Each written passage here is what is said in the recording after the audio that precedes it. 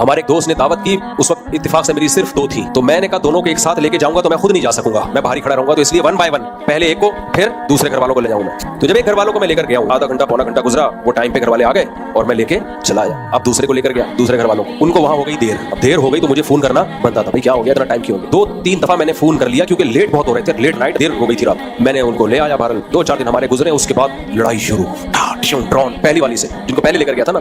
आपके दिल में मेरी कोई वैल्यू नहीं है। क्यों वैल्यू नहीं है? मैं घर का किराया दे रहा हूँ, बच्चों की फीसें दे रहा हूँ, टाइम दे रहा हूँ, और वैल्यू किसे कहते हैं ना।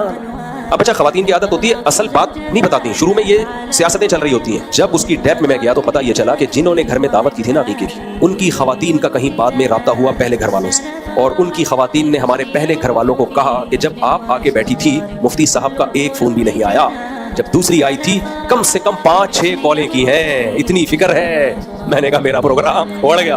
हालांकि वो जरूरत की बुनियाद पे की थी, देर हो गई थी, तो देर होती तो इनको 10 कॉलें कर लेता मैं। फिर ये साबित करने के लिए कि नहीं भाई आपकी वैल्यू बहुत ज्यादा है, कितना खर्चा हुआ मेरा, कितना टाइम लगा, लेकिन फिर भी वो बात थोड़ी होती है। एक दफा बदगुमानी फैल जाए तो बहुत मुश्किल है। मुझे ख्याल हुआ जिनके घर गए थे उनको क्या जरूरत थी बताने की कि इतनी कॉलें और इतनी कॉलें और ऐसा हुआ, क्या जरूरत थी यार।